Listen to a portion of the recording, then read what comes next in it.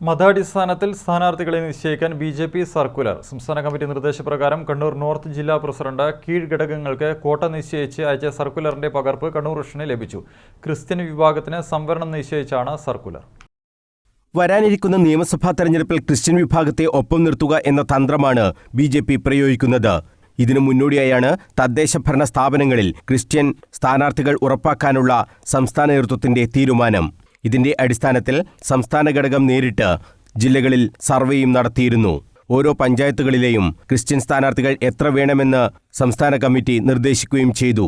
ഇതിന്റെ അടിസ്ഥാനത്തിൽ കീഴ്ഘടകങ്ങൾക്ക് കണ്ണൂർ നോർത്ത് ജില്ലാ പ്രസിഡന്റ് കെ വിനോദ് കുമാർ അയച്ച സർക്കുലറിന്റെ കോപ്പി കണ്ണൂർ വിഷന് ലഭിച്ചു. ഉദയഗിരി പഞ്ചായത്തിൽ 4 ക്രിസ്ത്യൻ സ്ഥാനാർത്ഥികൾ വേണമെന്നാണ് സർക്കുലറിൽ പറയുന്നത്. ആലക്കോട് 4, നടുവിൽ 8, ഇരുവേശി 7, പയ്യാവൂർ 8, ഉളിക്കൽ 9, ശ്രീകണ്ഠാപുരം 2, ചപ്പാരപ്പടവ് 2, ചെറുപുഴ 3 എന്നിങ്ങനെയാണ് കോട്ട നിശ്ചയിച്ചിട്ടുള്ളത്. ആകെ 47 ക്രിസ്ത്യൻ സ്ഥാനാർത്ഥികൾ തദ്ദേശ ഭരണ തെരഞ്ഞെടുപ്പിൽ ഈ 9 പഞ്ചായത്തുകളിലായി ഉണ്ടാകണം എന്നാണ് കെ വിനോദ് കുമാർ സർക്കുലറിൽ വ്യക്തമാക്കിയത്. സംസ്ഥാനത്തെ എല്ലാ തദ്ദേശ സ്ഥാപനങ്ങളിലും ഇത്തരത്തിലുള്ള കോട്ട നിശ്ചയിച്ചിട്ടുണ്ട്. ക്രിസ്ത്യൻ ഭൂരിപക്ഷ പ്രദേശങ്ങളിൽ ആ വിഭാഗത്തിൽ നിന്നുള്ള സ്ഥാനാർത്ഥികളെ തന്നെ കണ്ടെത്തുക എന്നതാണ് ബി.ജെ.പി. നൽകിയ നിർദ്ദേശം. ലോക്സഭാ തെരഞ്ഞെടുപ്പിൽ തൃശൂരിൽ ബി.ജെ.പിയുടെ വിജയത്തിന് പ്രധാന ഘടകം ക്രിസ്ത്യൻ വോട്ടുകളാണെന്ന് പാർട്ടി വിലയിരുത്തിയിരുന്നു.